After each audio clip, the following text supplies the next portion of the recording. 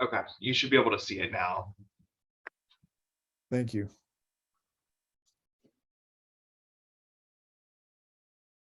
Can you make that the font a little bigger, Yeah. or make the just zoom in a little? Sure.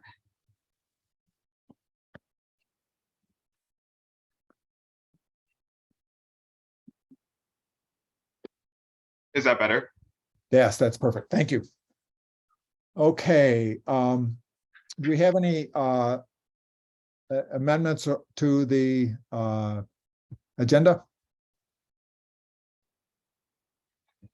I have one that I'd like to add under new business, Cameron. And Okay. it's what I might simply call the asphalt tree or a heat island effect. And Okay. and a call for the tree board to have do something about this.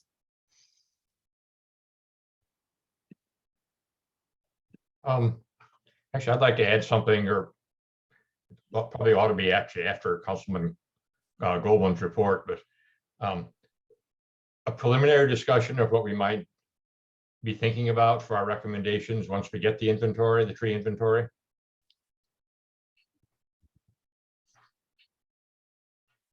And the other question, well, this public outreach plan, old business, will that cover Sandy's contribution? Yeah. 4-page, Yeah. okay. So I'm really interested in that. Yeah, that's public outreach. Mhm. Okay. Anything else about the agenda? Okay, I don't think we have any, it's not in the agenda, but I don't think we have any new minutes from past meetings to approve. Is that right, Cameron? That's correct. Yeah. Okay, Oh. Yeah, so I think you have to vote on the amendments.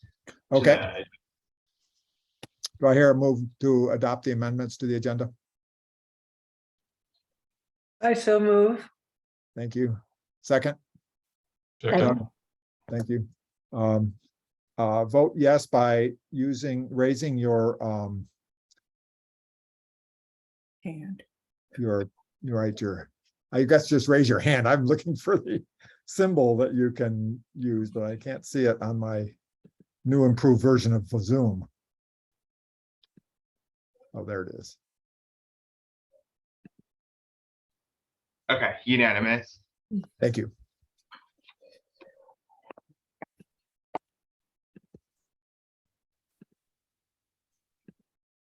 No, I can't figure out how to take it down.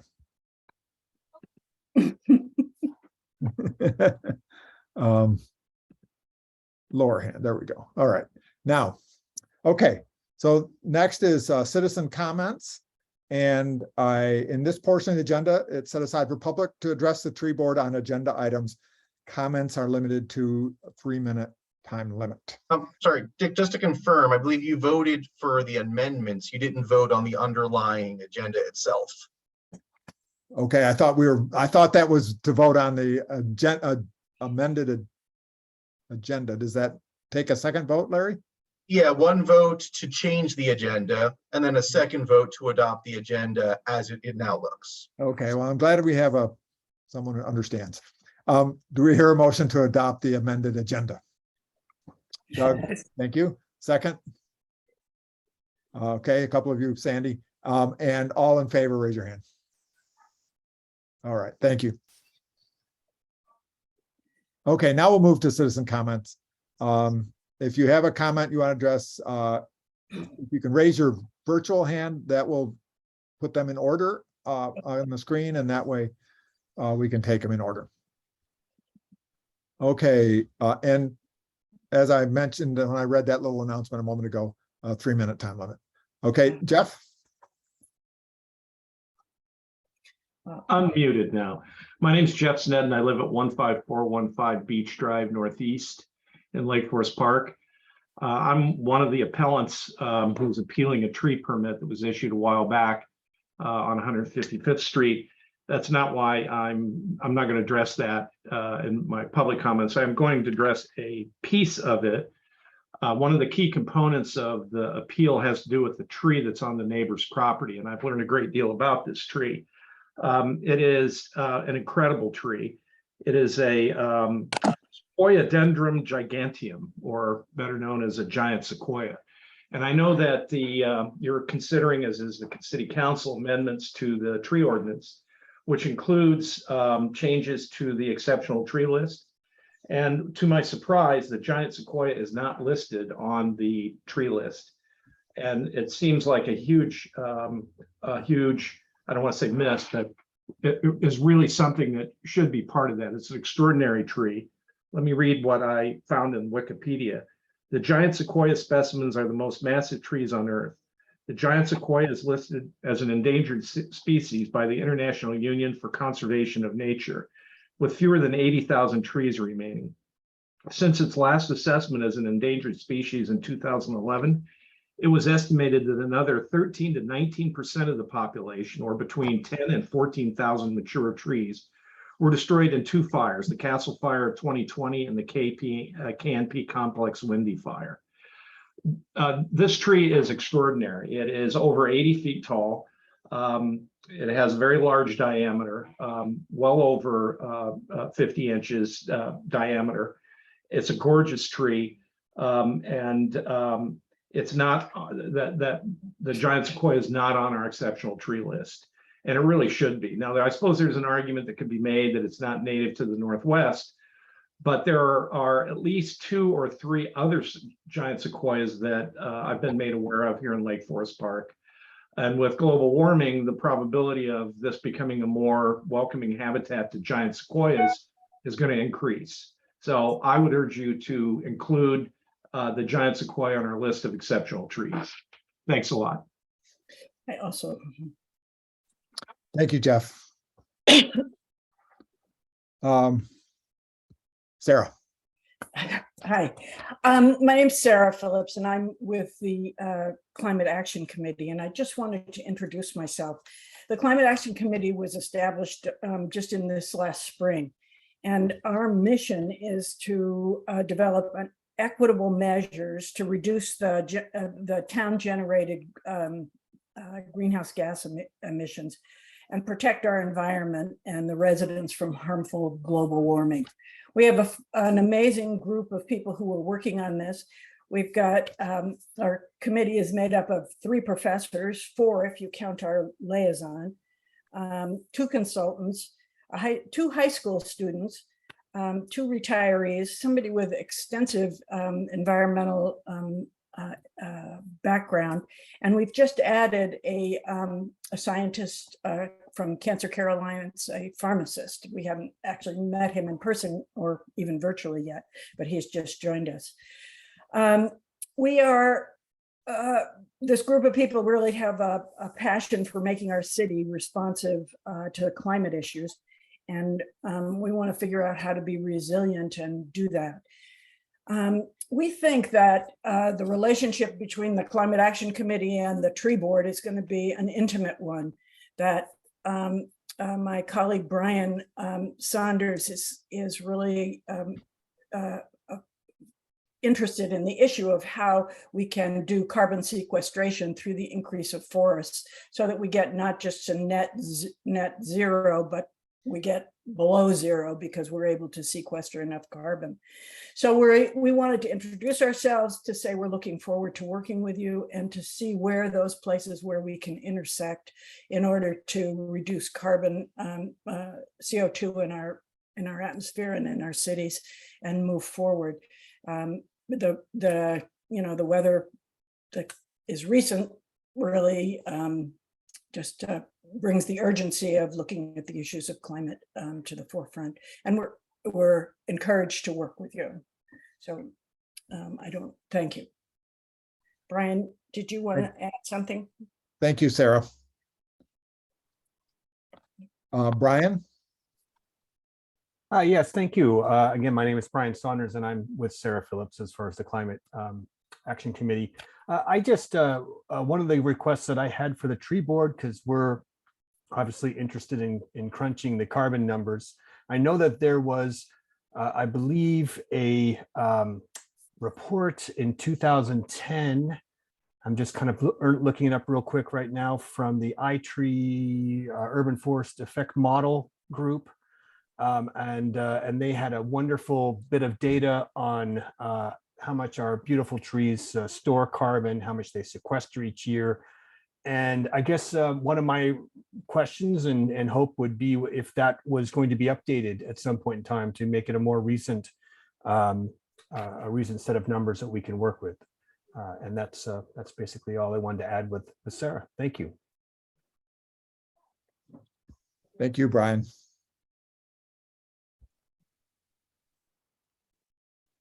I can answer a part of that question. I believe the program, we are contracting for a new inventory. We talked about that earlier. I suspect that will spit out those numbers because I think they sort of are spit out automatically by the program they do that inventory in, but I'm not honestly really sure about that. But it seems to be stuff that comes out automatically when you do an inventory. I would imagine it would be part of the report for the new inventory. Since it's using iTree, it's pretty standard.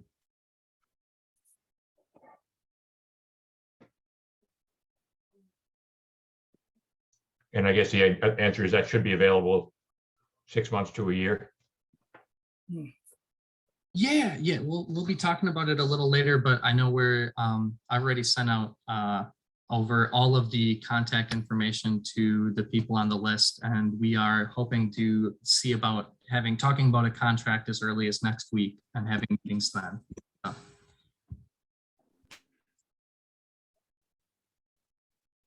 We have any other citizen comments?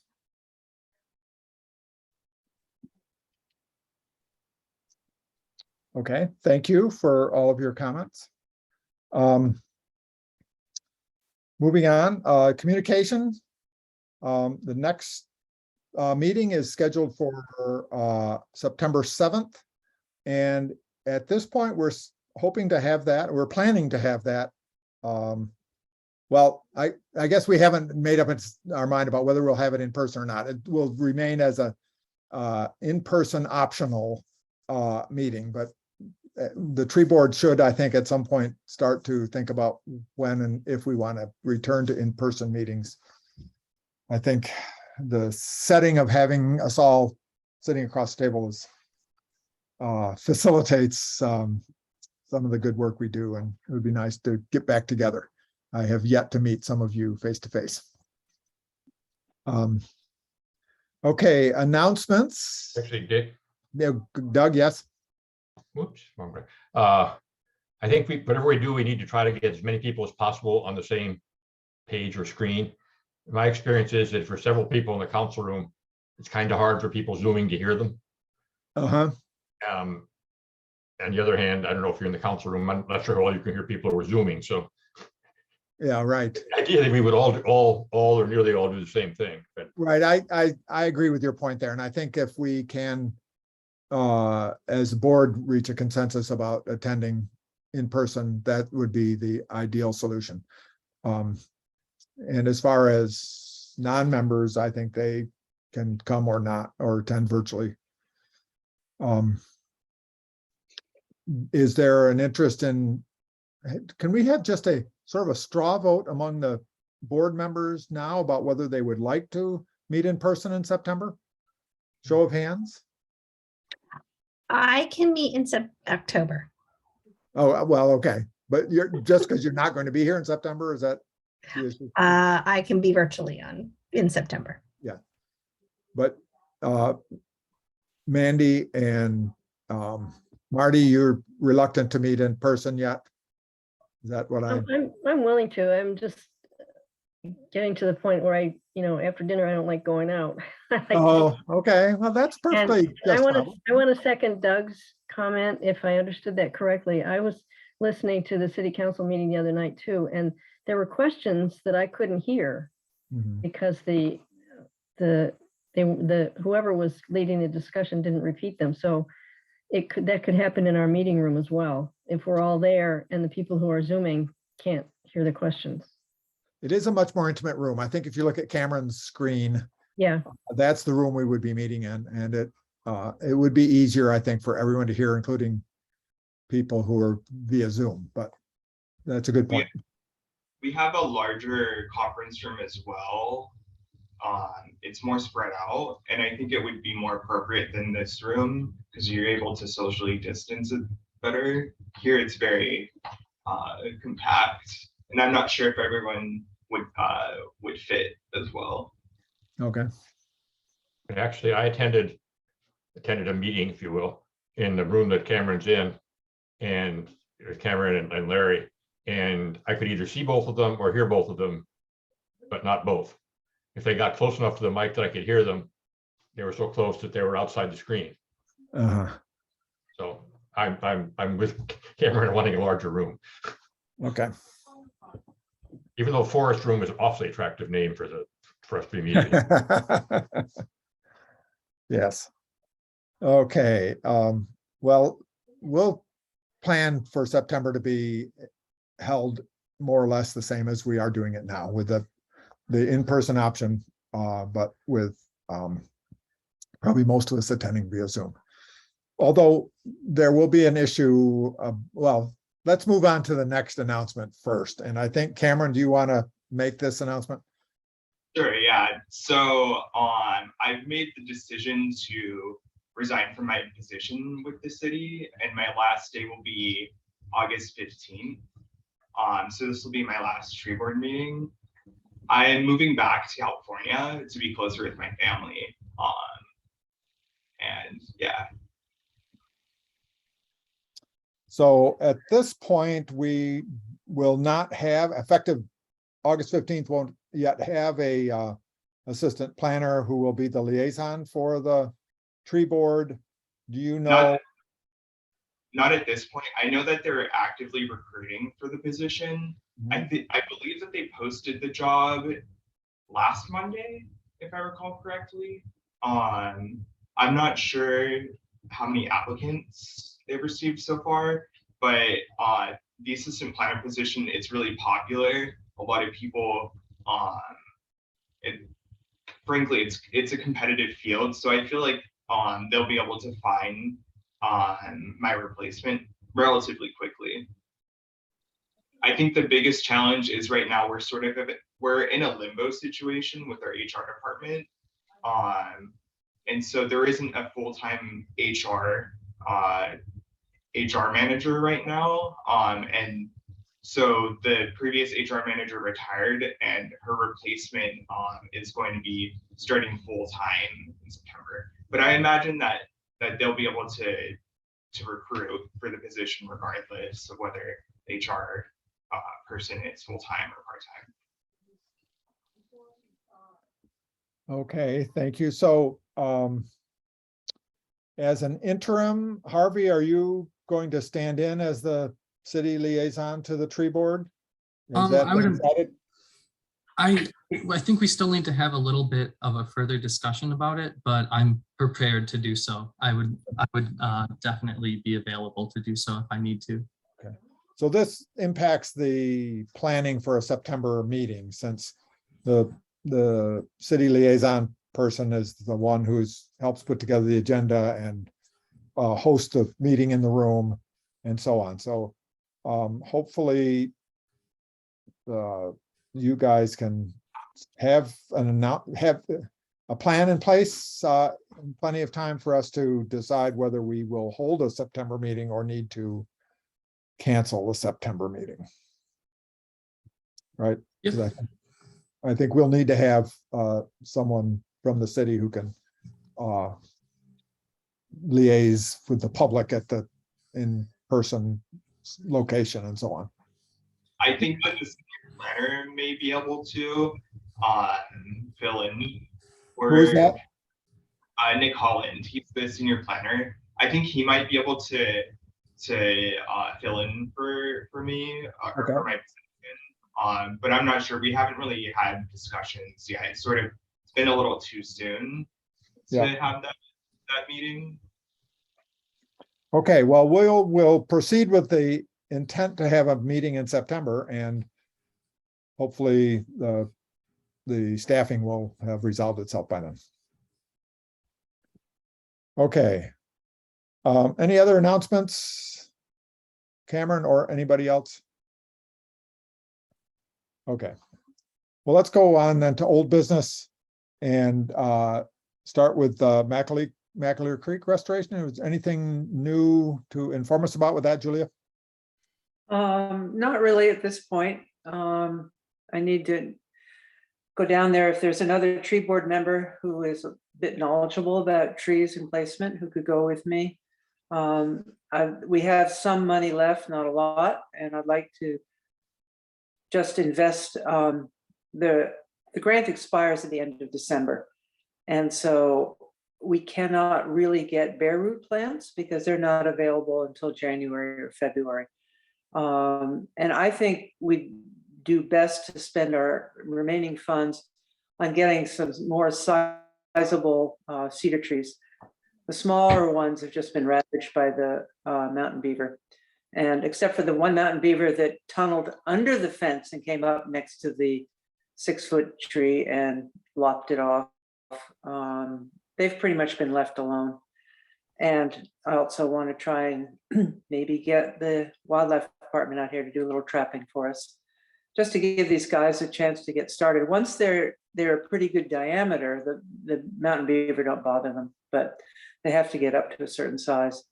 And very few of them are when we put them in. So that's about all I want to do more down there. I'll talk with Applied Ecology at some point to see if they have any other suggestions, since they're professionals, but it's kind of winding down at this point. And so far, the plants down there have done quite well. Thank you. Any questions for Julia about the Macular Creek project? Okay. The 2022 tree inventory is next on the agenda. Do we have information on this, either Harvey? I can provide a little bit of an update. So 2 weeks ago, I got a letter out to all of the plot property owners. Since then, I've heard back from about 32 of them, 24 yeses and 8 nos. So I have about 30 to 40 phone numbers I'll be following up with, as well from the last inventory. Beyond that, next week, we'll be having some talks with the watershed company about a possible contract and try and get that nailed down. Otherwise, I think we're just hoping to move forward from there. I'm sure we'll have a lot more information after next week, but processes. What was the breakdown of yeses and nos and those replies you got so far? I got about 32 of them so far, and there were 24 yeses and 8 nos. Wow. So the 8 no's are either people who permitted this to be done in the original survey or new homeowners who were not there before, right? I believe there might be some overlap of people who had said no in the previous response as well. Oh, but I thought these were all the sites that had been surveyed previously, or is there? I think that it was a list of about 120 sites that I ended up going through. And I know there's only about 100 or so that were actually sampled. So there might have been, I believe there was some contact going on even during the survey last time it happened, because there were several mentions of talking with homeowners and taking samples from the road even as I looked through some of the data. Okay. Anything else to add about that, Doug? Yeah, there's 115 sites that were actually done. In the bottom of the plots list, there were 5 listed and said, we weren't able to do it. So that just puts the previous numbers. It's depressing to people that us do it before. Yeah, I'd say that's a third of the total, Fourth, or a quarter of the total that have declined. Maybe early respondents would be more likely to decline. I don't know, but and the ones who haven't responded are the ones who, are say, well, okay, but that's a little concerning, and it may just be also that times have changed too, and people are a little more defensive today than they used to be. who knows? Larry, do you have anything, any other information about the tree inventory? I don't, No, not about the tree inventory itself. okay. Well, then the next item is, unless there are questions for Harvey about the tree inventory, Harvey or Doug? Okay. The next item on the agenda is the tree code amendments update. And I think, Larry, you do have some news for us about that, right? Yes, I have quite a bit of news. Are you able to hear me well? Yes. Okay, I'm coming to you from a hotel in West Lafayette, Indiana. I'm at a conference, and the hotel Wi-Fi is not so great, but hopefully it'll last long enough for my report. Last week, the council unanimously voted to adopt tree code revisions with 3 exceptions, which I'll talk about now. I wanted to thank you for your hard work, both you and board members past, for making the recommendations. Really, I think the big one were just updating definitions, stronger language in support of native trees, and fixing the appeals process so that trees can't be cut down before an appeal could be lodged. There are 3 areas that are still outstanding, and on all of those, the council would very much appreciate if the tree board could provide some feedback on those. Going, I think, from least to most complex. First, there's some language about the Canopy Study, and the current language is somewhat confusing. And so if the tree board can work to clean up that language, make it a little bit more clear about what sort of canopy studies are happening and what information we're looking to get from them. The second item, this was flagged by members of the public and the Stewardship Foundation at our meeting about the definition of groves of trees. We did adopt the definition that was recommended by the tree board. It says that a grove is a group of trees that are at least 7,000 square feet and where the trees are at least 12-inch diameter. Public comment expressed concerns that that language might be too restrictive. And so the council would like to revisit that. We didn't have enough time to really discuss it at last week's meeting, but we would like to revisit it. I should mention our timeline is once we get the tree inventory data, either at the end of 2022, beginning of 23, once we've had a chance to process that data, that's when we look for this to come back before council, to give you a general idea. And then the third item relates to the diameters for exceptional trees. That's probably the meatiest portion, and that's going to really hinge on the data from the tree inventory. And as you heard, there was comment last Thursday, also comment at tonight's meeting. How might we want to revise those tree diameters and species to better protect or accomplish what we're looking to accomplish, protecting exceptional trees? And so things that the tree board might consider would include what species. Are there certain species currently on the list that don't really need to be there? Are there other species that should be added, either native species that are prevalent or non-native species? A comment was made both today by Mr. Snedden and also last week about climate change, and that 30 years from now, will there be Californian trees, which are the new native species? And so these are things the tree board can consider. In terms of the tree diameter, you might consider, and hopefully I'm not stepping on your toes for what's coming up later on the agenda, but this is what's come up with council. How are we going to choose diameters? Do we want one diameter across the board for all species? Do we want one diameter for each species? And then how do we choose this diameter or these diameters? Based on the tree inventory data, what percentage of trees would we consider, would we like to be exceptional, and just taking a very data-driven approach to how we want to define exceptional trees based on what the inventory is telling us the trees in Lake Forest Park look like. So that's, I think, a summary of what remains. So cleaning up the Canopy Study code, making sure the definition of grove makes sense for Lake Forest Park, and then making possible changes to the species and diameters for exceptional trees. Otherwise, the other changes were adopted at last Thursday's council meeting. So that's a summary of the tree code. If you have any questions, please, yeah, feel free to ask. Thank you, Larry. I have one question about the grove definition. you said the concern was that the definition of 7,000 square feet with 12-inch diameter trees is too restrictive.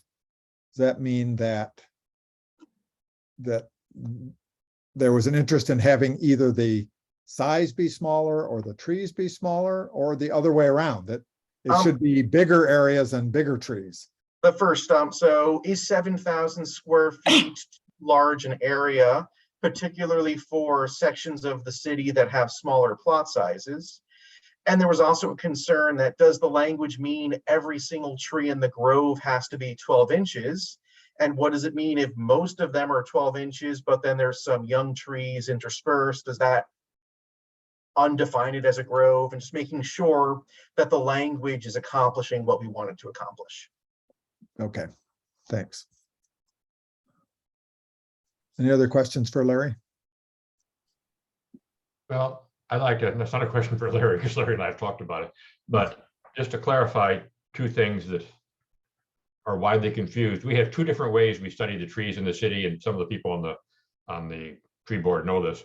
We have two different ways. One is the tree inventory, which is a very invasive thing. We go onto people's land, measure the diameter of the trees. That is what gives us information on tree diameter and species composition. We have another thing that's called a Canopy Study, which is done from LiDAR, which is essentially it's a remote sensing technique from airplanes flying over. That covers the tree inventory covers hopefully about 115 plots scattered through the city. The Canopy Study covers the entire city through remote sensing, and it tells us what the canopy area is on an individual parcel basis and in the city as a whole, but with no indication about tree species or tree size or anything like that. So Larry's second point there about the canopy, I think calling it a little confusing is really generous. It's extremely confusing. The Canopy Study part of the code refers to the canopy study that's done by LiDAR, by remote sensing. The information to feed into tree diameters is done by on the ground measurements. And that's what we're contracting for, hopefully in the next month. I would like to make one comment though, by the way, about the diameter limits that are currently in place. We currently have diameter limits for, I believe, 7 species.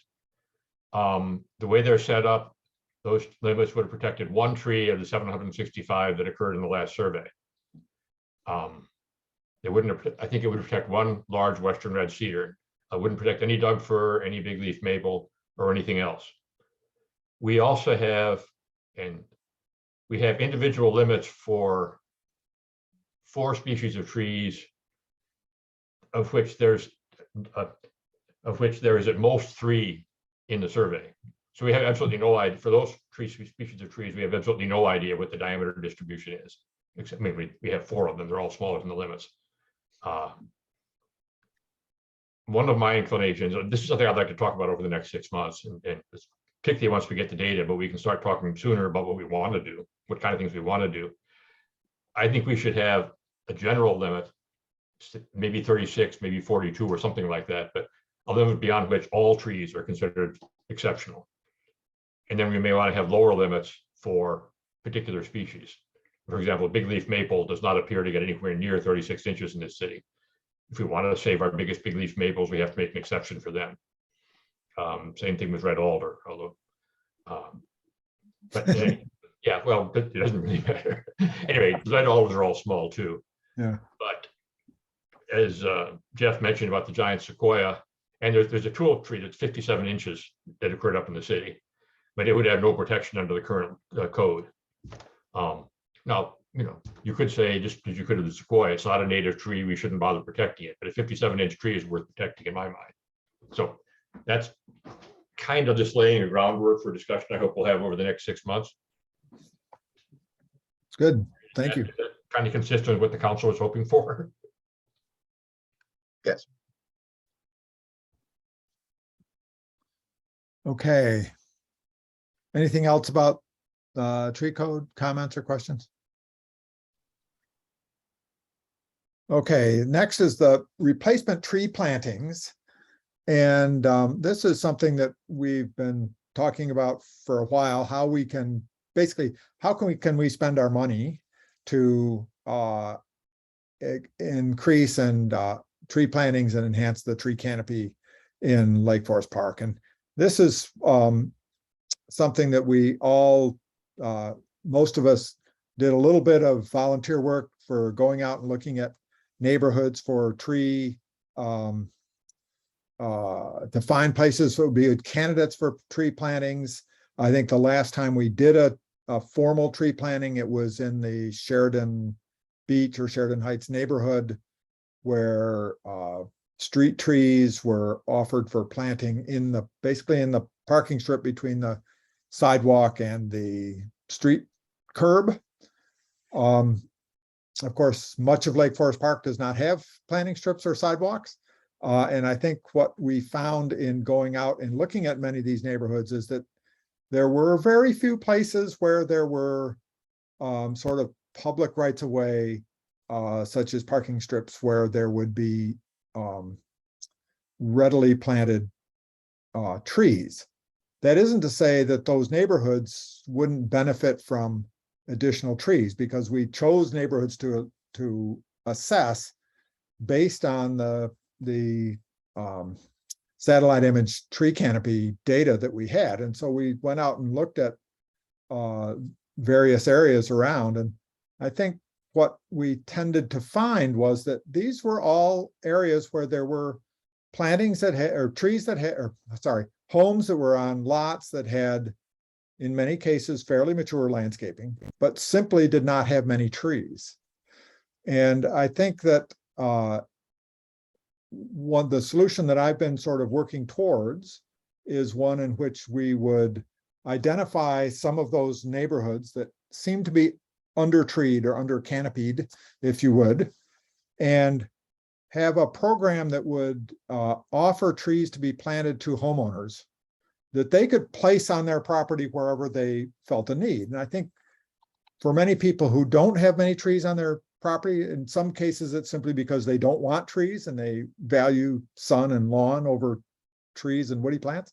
But I think in many other cases, the cost can be prohibitive. I mean, a lot of people look at the price of planting a tree and say, gee, we have other priorities in our budget, or simply the not knowing how to go about it, or not having the priority of going about selecting trees and planting them on their property. And so my thought was to have a program in which we would identify well, a neighborhood that we would just start as sort of the first year, and identify how much money we have, because that budget will determine how many trees we can plant, and send out mail letters to people in that neighborhood offering them a tree.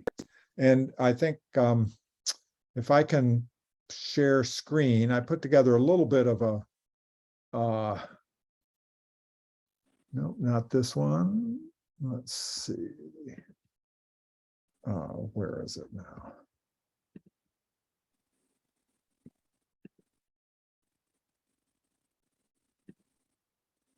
Here we go.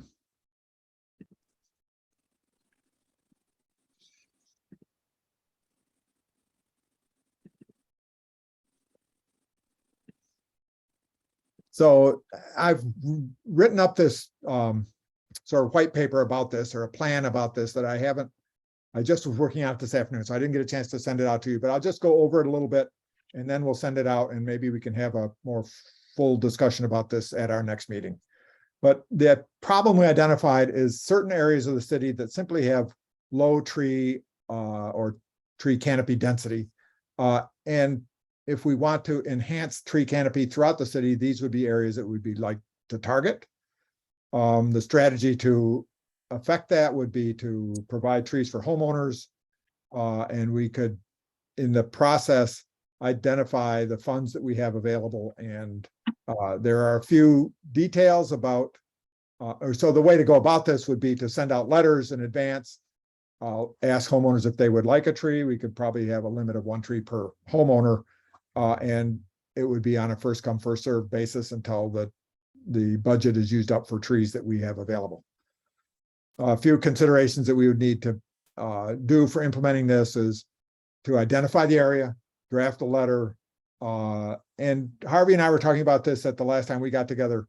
And the question was whether, well, there should be some options for homeowners to choose, because some may want a big tree, others may not have an opportunity for a big tree. And the questions are whether they should all be native or a mix of native and ornamental trees, conifers, deciduous, small, large, and so on. And I guess one of the questions we had was, what in this needs council approval? I think Cameron pointed out that if the budget required is over $500, something would need council approval, and that we will definitely go over that. And one of the things we need to find out in any event is what is the budget that we have available to us. But it seems like since we haven't done much tree planting in the last few years, the budget that we have available has grown and should be significant. Here's a map that I put together. If you can see this, these are just a few of the areas in Lake Forest Park that have low tree density, also do not have sidewalks and so don't have planting strips. If you zoom in on some of these, you can see that in many cases, they're just yards that are barren of trees. There are shrubs and lawns, and maybe those are places where homeowner selected trees to plant would really make a difference in our tree canopy. I didn't include the Sheridan Beach neighborhood. That's where we did the last plantings. That also is an area that typically has sidewalks and planting strips, and where we could go back to offering trees in people's planting strips in the future. The trees that we planted there last time were all small ornamental trees that don't grow into high canopy crown size, in part because that's a neighborhood where homeowners simply don't want large canopy sized trees. And then the plan would be that we would choose a neighborhood, say for our first year that we do this, and then another neighborhood a year or two later as the budget is available to do this again, and work our way around the city rather than make it available throughout the city to anyone who wants it. Make it be targeted each time we do a season of promoting this. So I will send out that document that I just flashed on the screen, and we can have that as a topic for conversation in the future. When I talked with Cameron and Harvey, Cameron had said that he would look into finding out what we have available as far as budget for that. And I think that my recollection is that some of the cost of the tree inventory is coming out of the tree budget that we have. So it's not clear exactly how much money we will have. Yeah, that's yeah, okay. And then Harvey was going to look into finding tree sources, wholesale sources for trees. And we as a group can make some decisions about what species we want to offer and whether we want it to be restricted to native trees or also offer non-native ornamental trees, which might be desirable in some cases. Okay, Yeah, we may have, council will have a say in this, but my recollection is we may have quite a windfall coming in if Sound, you know where I'm going, where Sound Transit has to pay reparations. It's not called reparations, but for taking down trees in the right of way for the new bus rapid transit. There could be a lot more money available, not necessarily to us, but more or less dedicated to trees. So it could be a bigger sum than what we just have left over after the inventory. Yes. And we also have a significant sum coming in from a tree removal enforcement fine from last fall, where some big Douglas fir trees are taken down. I suspect that hasn't been resolved as to what, the legal case on how much we'll get from that. But I think the money that comes in from those enforcements go into our budget. Marty, were you going to say something? Yeah, I just had a quick comment. I look forward to reading this. This is kind of goes along with what we've talked about before about programs, similar programs in other cities like Seattle and Kirkland, for example. I want to advocate again at this point for educational materials to go along with that. How do you take care of this tree once we've given it to you, once you've planted it? Yeah, I wrote something about that in that document in terms, also including things like a bag of compost to do soil amendment Excellent. Yeah, good. and mulch to go around the tree once it's in the ground to retain moisture, and educational material surrounding how to properly plant and care for a tree. Great, great. I look After they forward to get through the first year or two, usually we'll try to pick species that will be relatively self-tending once they've established. That's the plan. Thanks. I Any have, other- yeah, if I can Doug. share my screen, a map that sort of complements the one you had. Yeah, you should be able to. Okay, I think I made you a co-host. okay. Well, let's see what happened. I'm not seeing share.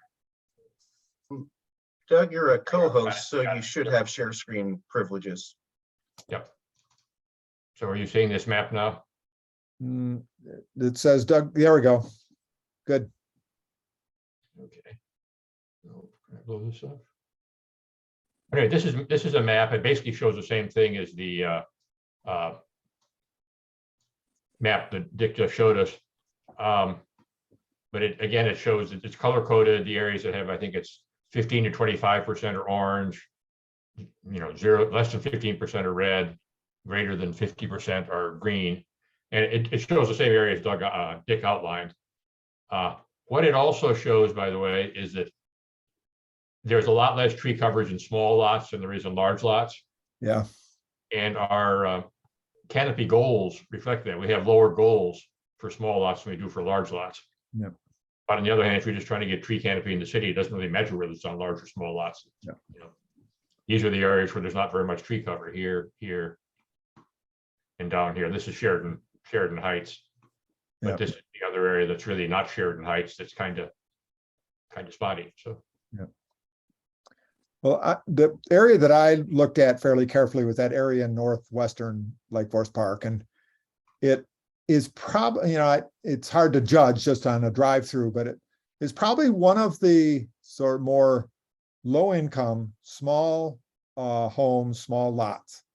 And in many cases, I got the sense that these might be the places where people would really appreciate the city providing them a tree to plant, because they're unlikely to be taking that initiative or making that a priority for themselves.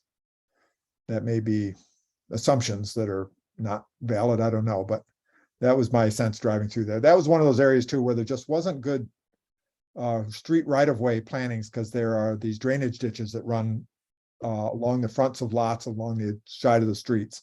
There's no sidewalks. The only places that cross those drainage ditches are the driveways that go into people's drives to their garages. Larry was pointing out at one point that some of these areas are more recently added to the city. I'm not sure if that's one of the areas though. I noticed that area in far northeastern Lake Forest Park is an area of a relatively recent development, and it looks there like there's a lot of newer homes, a lot of vacant space that might just be because of recent landscaping. I don't know. I haven't actually driven through that area. I have another white paper that I'm going to present under the new business that has to do with the asphalt thing that I mentioned earlier. And I hope Brian is here. I hope Sarah has left us. It was the other one from the Climate Action Committee. This is an area where I think we might have some interests that will align. So I hope you'll be around for that. Okay. The next item on the agenda is the 2022 Arbor Day event, and it's already getting late in 2022, and we're well past the Arbor Day. Although I did get an email forwarded to me by one of our past board members. Let's see, David Cloano, about a great symposium or conference that's going to be held in November by the Arbor Day Foundation about urban trees and urban tree forests and so on. So I think I will send that information around, and it would be nice if either or both the city and the tree board would have somebody to attend the conference. It looks like it would be really valuable. Okay, Harvey, do you want to fill in the Yeah, board on sure. where we're at with this? Yeah, so a little bit of an update since I wasn't at the last meeting. We ran into some issues with the first location we had identified for a planting near City Hall.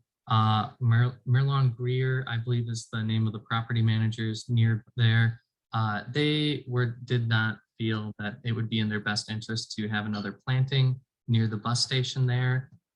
They were a little upset about how the willows had sprung up along the ditch line near 522 previously. So I looked into some other spots that we could possibly do the planting at and have the event. We've since identified Horizon View Park, and Richard has been kind enough to volunteer a Japanese snowball that we're looking to plant near the south end of the parking lot. Now it's a little tricky. As we said, it's getting near the end of 2022. We still, to give the tree the best chance, probably don't want to plant it in the middle of summer.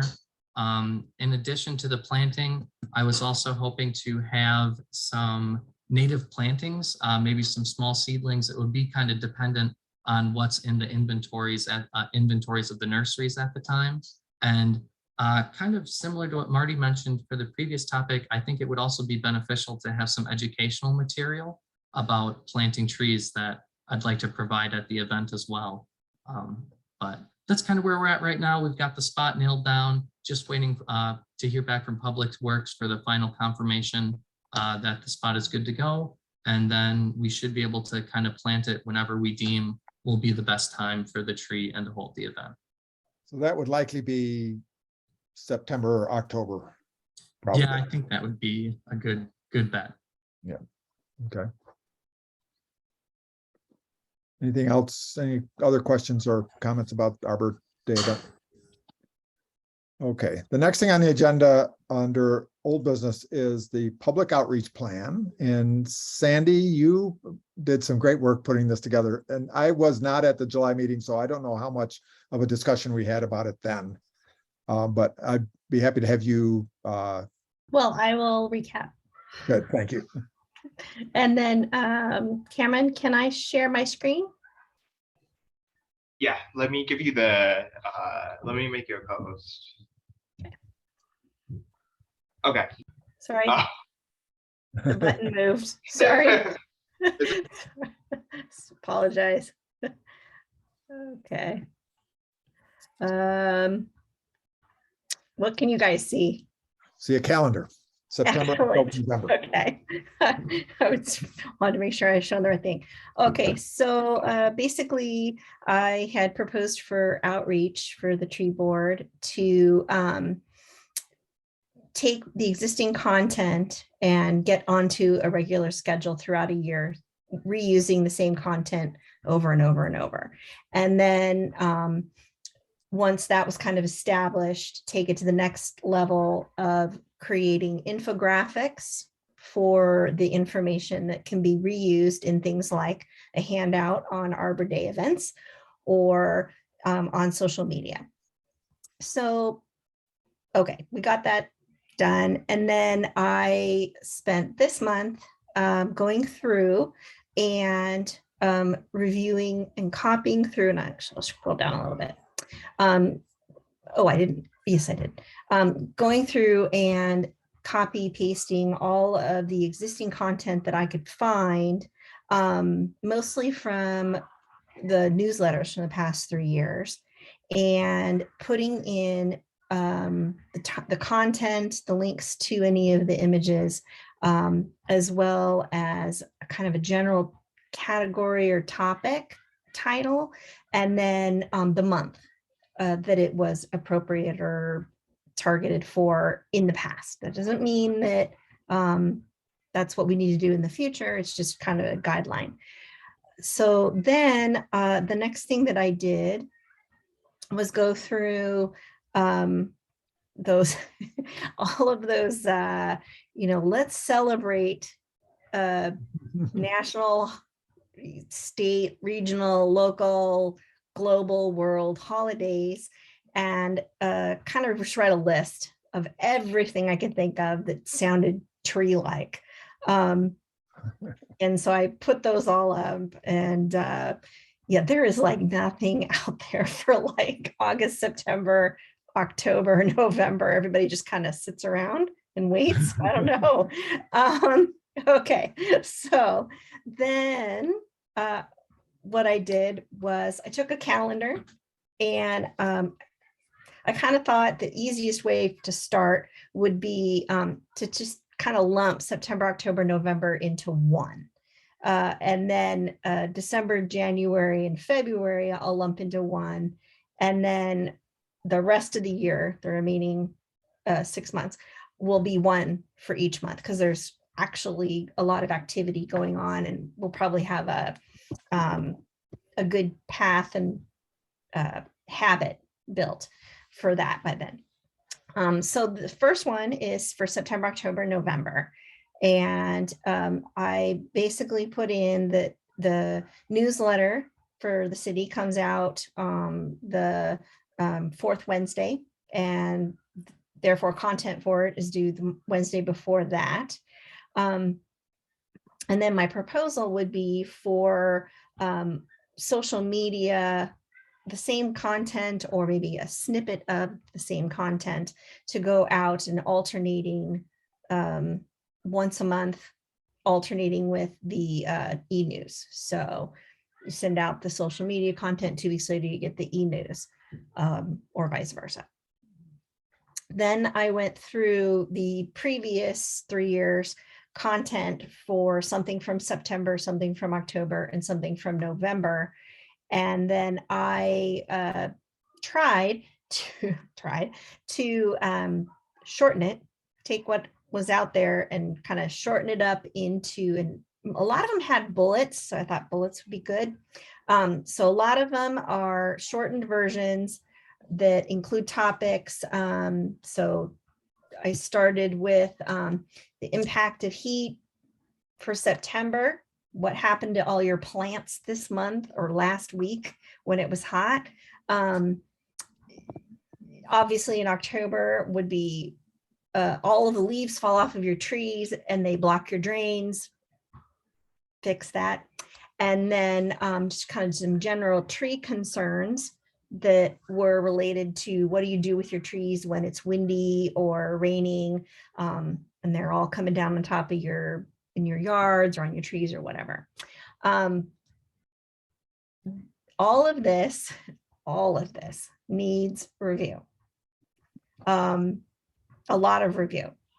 So for example, Marty, I was hoping you could take a look at the content and clean it up, make it sound a heck of a lot more consistent, and correctness is another thing. So, Dick, Doug, jump right on in.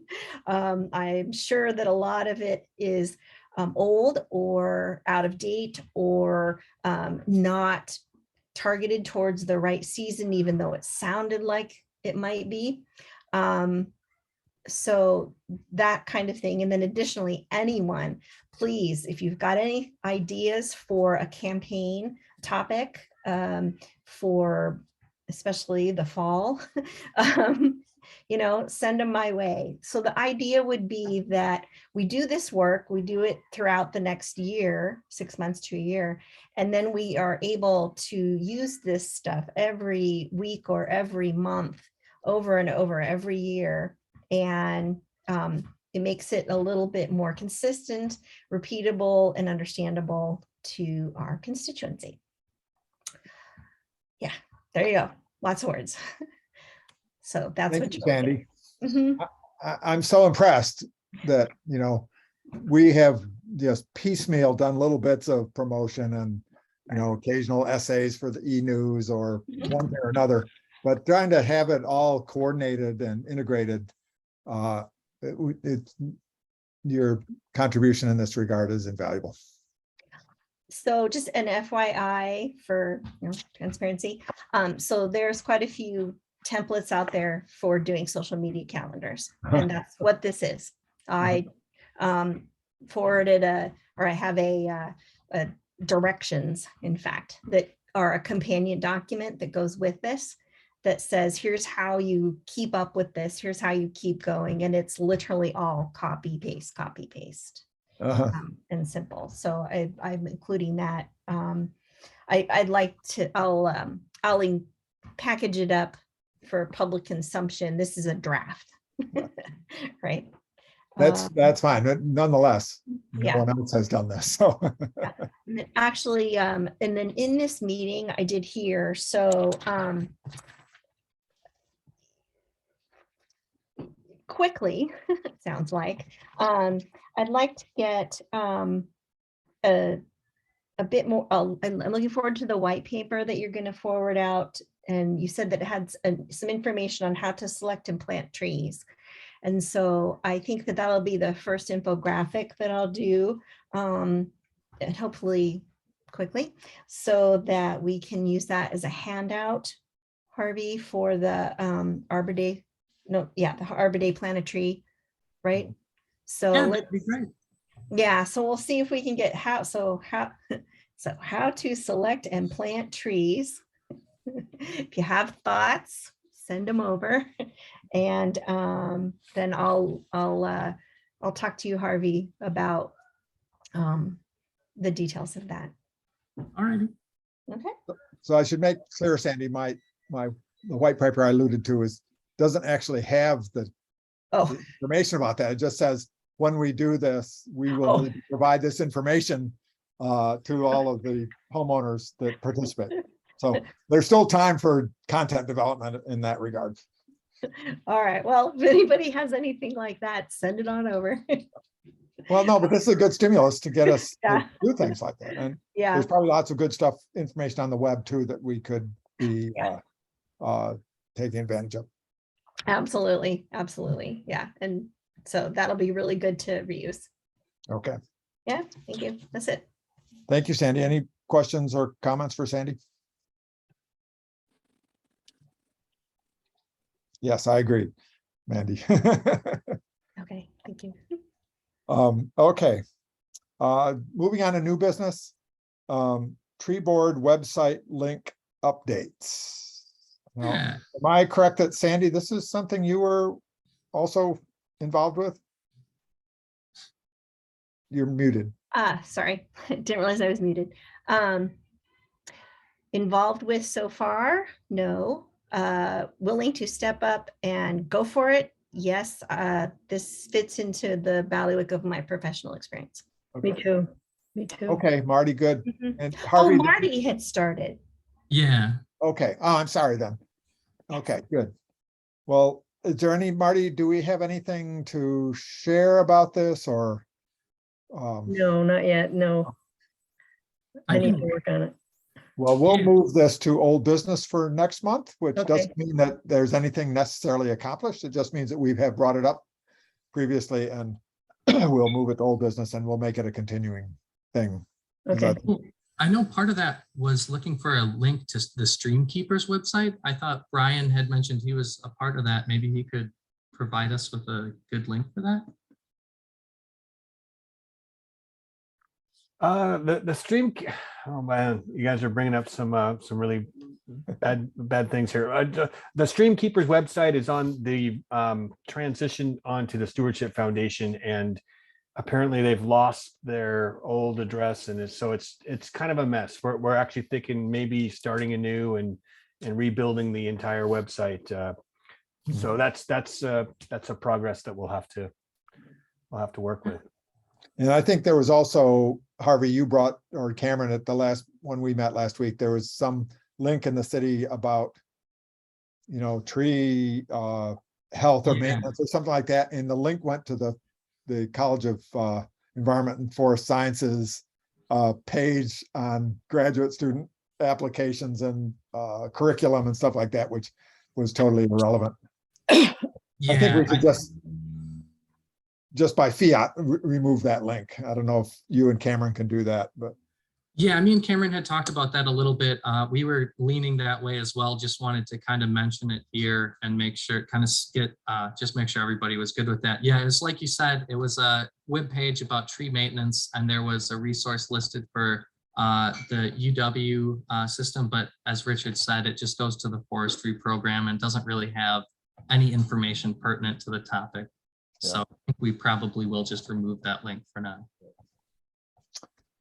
Okay, then next item on the new business was the having a booth again this year at the Lake Forest Park Farmers Market sometime this fall. Cameron, have you been in touch with the farmers market people to look into that? That was an action item from our meeting last week. Yeah, I haven't heard back from them yet at this Okay. point. So last year, for those of you who weren't on the board last year, towards the end of the farmers market, I think the number of booths in the market diminishes because some people are through for the season. And so they offer booths to nonprofits or to public service like the tree board to come in and just set up a booth in the farmers market. And we did it last year. And I think those of us who participated, Marty, I think you were there, weren't you, for part of that? And I thought it was really good. We touched bases with a lot of people. We had gotten like 500 or some number, 200 maybe Douglas fir seedlings that we gave out, to people to take home and plant. And it worked out as a good PR event. It was I fun. hope we can do it again this year. We had a lot of people stop in and wanted to Yeah. ask about trees and things. We had several people who wanted to stop in and complain about issues that they had with code and enforcement and things like that, which we weren't, although the arborist was there and she was able to handle some of those questions, but that wasn't really the intent for that booth. But I thought it was a good PR opportunity. And I'm hopeful we can do it again this year. So if Cameron doesn't get it arranged before he is gone, maybe Harvey, you could be the person who keeps this in mind and can follow through on it. Yeah, I'll definitely look into it. And that was more in the fall, the coming months then? Yeah, so we did it in October. We did it actually the very last week of the farmer's market, but last year they offered us like 3 dates or something, which were like the last 3 weeks to choose from. And that just happened to be the day that we had enough people who could volunteer to man the booth. So it doesn't have to be that last week, but sometime, whenever it works out, I think would be good. Okay, anything else about the farmer's market? Anybody have any comments or questions about that? Okay, so I had asked to add one new item to this, and this is the one where I think the climate action people might be interested. And so this came out of a sort of a brainstorming session that I had with a couple people, and I talked to Cameron and I think Harvey about it last time we got together. And it's going to come across, I think, as a little extreme, but that doesn't mean I should hesitate. And it is something that I think will involve putting it in the right context. And this is where I think the climate action people could really help. So I'm going to share screen and go to this. The context came out of our looking for places where we could plant trees. And in drafting that preamble to the tree code, which has now been adopted, it begins by saying trees in Lake Forest Park serve an important role in mitigating climate change and its effects on our community by simultaneously removing CO2 from the air and minimizing the urban heat island effect. And this is where those 2 photos that I showed at the beginning come into play. Asphalt parking lots are one of the biggest contributors to the urban heat island effect. And this came up when Harvey and I were looking for a place to do the tree planting, and the management group that manages the retail spaces in the town center and most of the asphalt parking lot pretty much put the nix on planting any more trees down around their parking lot. It was just around the edge of the parking lot between the parking lot and Balfa Way, where a tree had been died and removed a couple of years ago. But they viewed the parking lot and their property as a financial resource, an economic resource. And I think certainly when Town Center was developed and the design approved, the resource value of parking to retail operations was the only consideration that was given. But I think in today's environment of climate, urban warming or global warming and climate change and the effects on urban environments, I don't think the economic resource, I don't think parking lots as an economic resource can be the only way that they are considered, because they have an environmental impact. And that environmental impact is considerable in urban heating. So asphalt parking lots absorb a lot of sun, they heat a lot of air, which then disperses into the rest of the community. It's not just restricted to the parking lot. And so when you look at an aerial view of Lake Forest Park, and you try, if you had an infrared camera to place on it, you would see one really big bright spot that is contributing in an undue way to urban heat in our community, and that's the parking lots at the town center. And I've lived in Lake Forest Park for 27 years now, and I recall one time when Hillary Clinton gave a book reading at the bookstore, when every spot in the parking lot was taken. But I don't think there has probably been another case where every spot in the parking lot has been taken. And I think what we need to do is start converting parking spaces to tree islands to reduce the heating effect of the asphalt parking lots. They provide shade, they absorb heat, and they would have a tremendous mitigating effect on the environmental harm that asphalt parking lot does to our community. So this white paper talks a little bit about that. And I showed these pictures at the beginning. These are pictures taken just outside the town hall, city hall. And you can see people not only does shade cool parking lots, it provides value to those parking spaces. Probably all of you have had the same experience I have of driving into a parking lot in a hot summer day and literally driving around to see if I can find a spot that has shade, and usually finding any of the handful of parking spots that have shade already occupied, whereas plenty of spots out in the middle where there's no shade are vacant, and where your car will be, hot as a torch when you get back to it. Well, it's not coincidence that I showed these pictures of the part of the parking lot that's down near town hall, because while most of the parking lot at the town center is owned and managed by the management group that manages the retail properties, a sizable part of the lower parking lot over near the city hall is owned and managed by the city of Lake Forest Park. So what I wanted to propose in this white paper is that we work with the city, and I think that this is where I think the Climate Action Committee would be good allies in this, to decommission a few parking spaces to add trees in the middle of these parking lots. It's not like we're in Minnesota someplace where you've got to have a vacant parking lot so that snow plows can remove the snow efficiently. I think that, for example, see where that black car is parked? That spot and the spot facing it, where two cars would come in facing each other, could be converted to tree plantings. And we could do this in a spaced out strategic way to enhance the value of the parking spaces to the visitors, to decrease the heating effect of the asphalt parking lot, and to mitigate the global warming and climate change in our own small community, where we have some opportunity to have an impact. So that is what I have in mind as a project to undertake.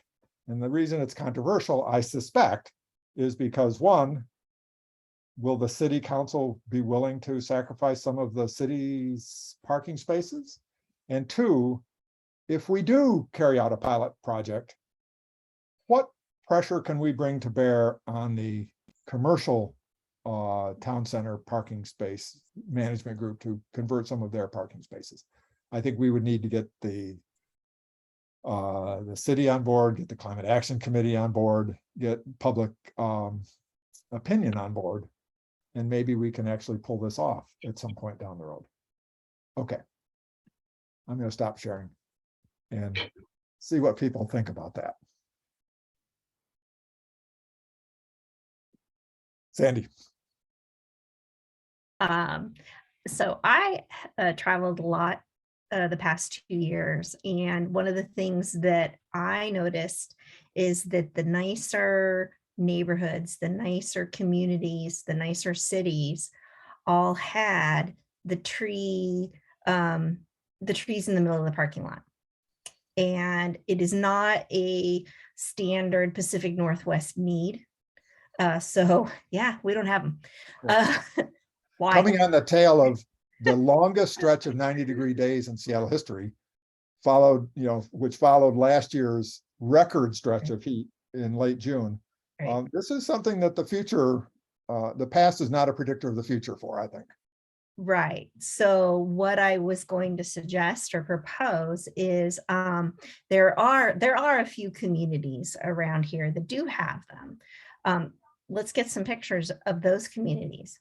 One of the things that we need to do for a retail space in order to, we have to prove to the retail space that it's going to improve their property value. And that absolutely will improve their property value, especially if the city is involved in making it easy and contributing solutions, right? So coming to it from a mutual approach. So I think that is a great way to approach that, both for the, hey, look at what awesomeness we did with the city lot. But taking that a little bit farther, maybe parks, whoever is already doing it or has already done it. I can't think of, I don't want to call out, but the only thing that I can think of that's similar around here that's very obvious is the roundabouts in the city of Seattle. And the public outreach to the communities to take responsibility for those roundabouts and increase the canopy and the value of the property and et cetera. So they're not roundabouts.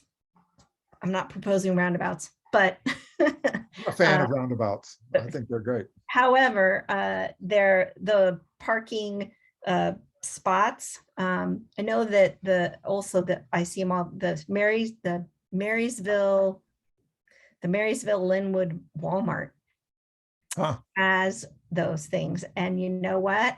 You're right. When you look at the Walmart parking lot, everybody's congregated around the trees. And it's a big deal. So just saying, I'm with you. And that would be a good approach, would be to get the retail on board. Mandy.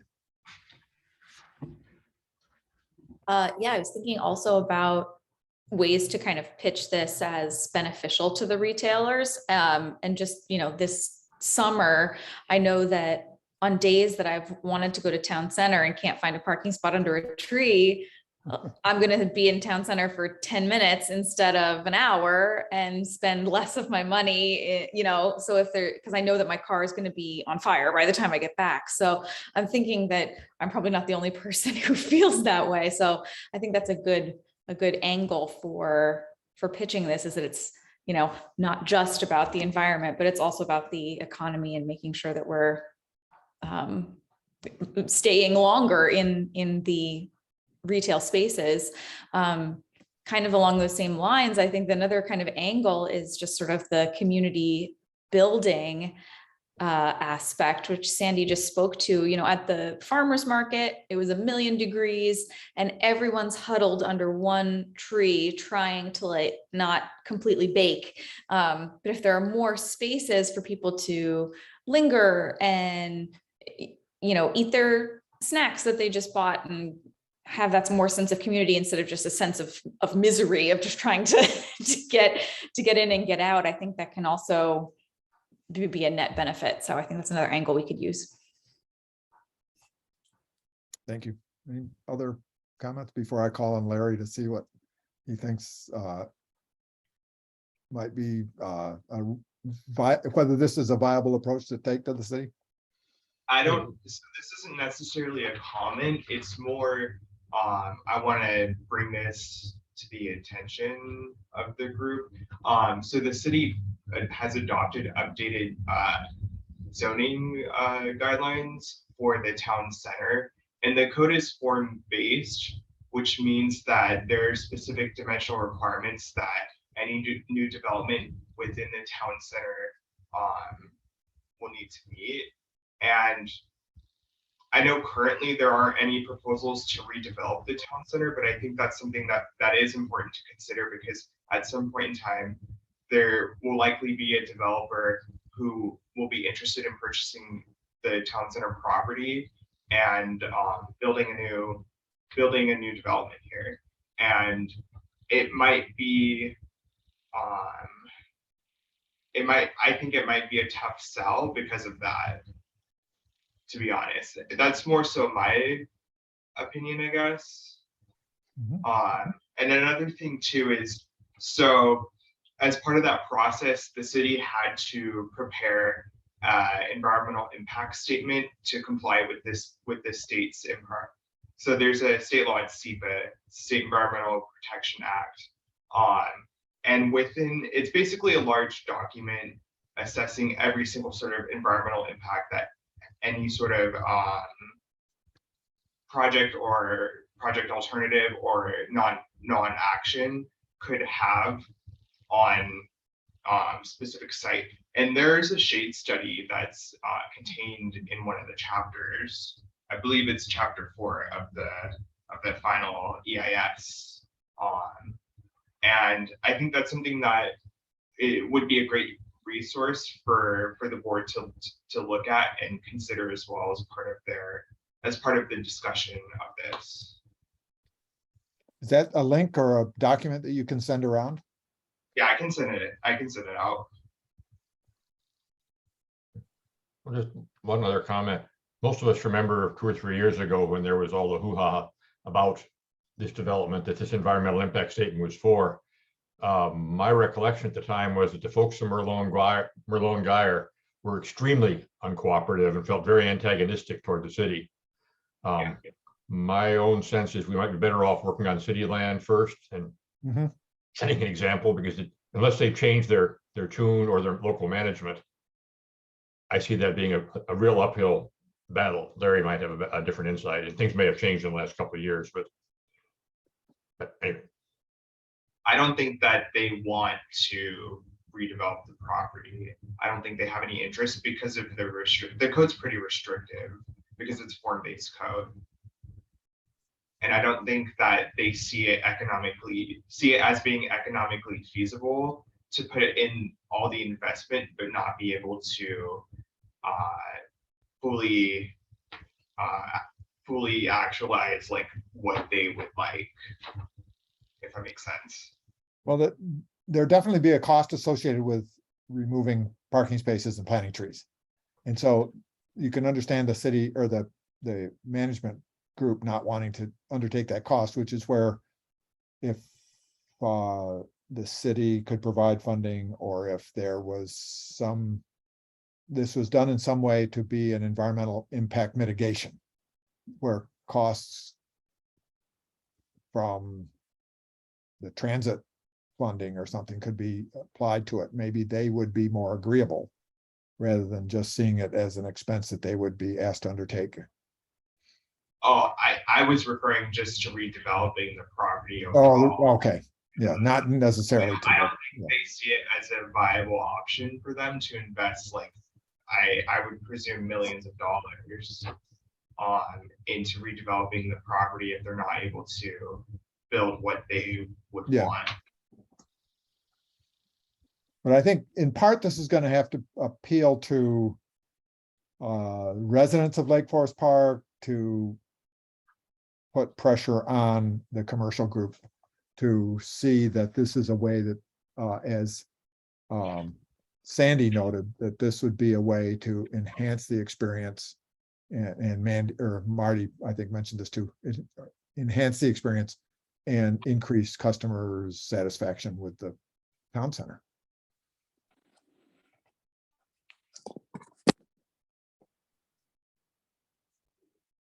A slightly different approach to the same thing. Might have a little more chance. There were some articles in the, I guess, the Times this last month about areas in, I think it was Los Angeles, where they're repainting the sidewalk with a more reflective cover, just to reflect more of the heat off. And it's conceivable if the city would pay for it, it's not a tree board business, that might be acceptable to Merlot and Geyer. And it would be That's nice. something. It would That's be nice something if the the city. pavement wasn't baking hot. That's something the city could use as a pilot in their own portion of the parking lot as well. And it really is a, sort of a crime against the city that this parking lot is absorbing so much heat in the face of global warming. And it's the residents who are suffering, especially the residents who live nearby, because it raises the heat temperature in the surrounding community as well. I took some measurements last year in that real hot heat wave, just comparing my yard, which is in a heavily forested part of Lake Forest Park, compared to some of the temperature readings from around the Seattle area. And we were consistently 6 or 8 degrees cooler.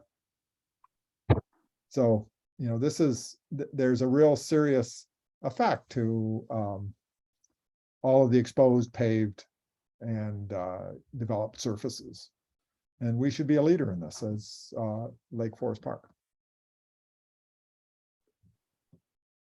Anything else about this? So I will send this around to you guys as well, and we can get comments as we go. Is Brian still with us, or is he? I'm still here. I'm still here. I'm Okay. just listening. Is this something that the Climate Action Committee would be interested in helping to teaming up to pursue, do you think?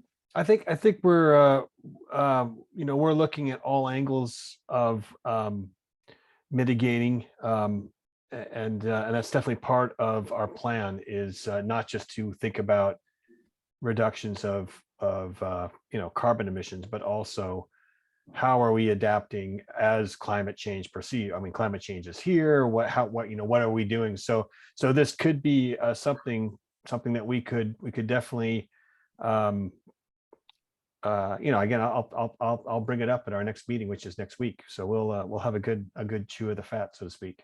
Good, thanks. Okay, if there's nothing else, move on to reports and announcements. We have about 20 minutes left. Frontlines with Harvey. Yeah, so I guess one thing I'll touch on quickly, I did bring up to Steve a question about a possibility of another LiDAR study for the most recent set of King County data.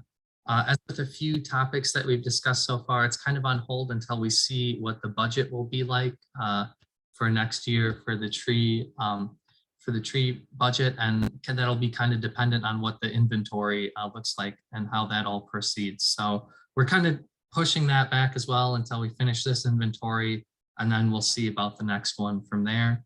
Beyond that, it's kind of been business as usual. We've talked about a little bit in this meeting already, the transit project that's just getting underway. We're currently trying to figure out if that would have be a utility permit, or for all those tree removals, which I think would maybe fit better. I'm currently in contact with the city attorney to kind of see if that would be able to apply to this. So I would imagine I'll hear more about that in time for next meeting, but as we've spent a fair amount of time this meeting talking about tree replantings, I think that hopefully this transit project could be an opportunity to have some more funding for plantings and to increase the amount of plantings that are happening throughout Lake Forest Park. So it's a great opportunity, I think, something we can definitely try and take advantage of. Did you happen to ask him how much the survey, the Canopy Study cost, the one in 2016? I did not, but I can definitely ask him that tomorrow, and I can send that out in an email if that would help.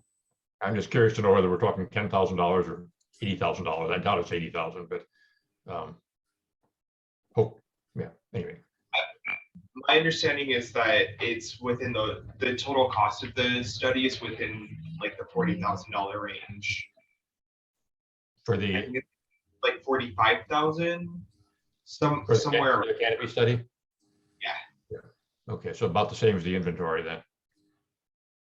Oh, sorry. I thought you were talking about the inventory. My bad. Yeah, we do have recent history for the Canopy Study for the, well, fairly recent, 2016. So that ought to be within the institutional memory of how much that cost. Yeah, I'll check with him and try and I'll look into that and get some information for you. Thank you, Harvey. Councilmember Goldman's report. Larry, do you have anything else to add? Yeah, a few quick bites. Most of it was about the tree code, which we talked about earlier. Adding on to what Harvey said, another thing we passed last Thursday was a routine franchise agreement for Puget Sound Energy. And one of the paragraphs in their contract says that if they can basically get a utility forest or urban forest permit, which says that if they need to cut down trees, they can pay money to the city and have the city do the replanting. If they cut down trees for a utility line and there's no space to put new trees in that plot.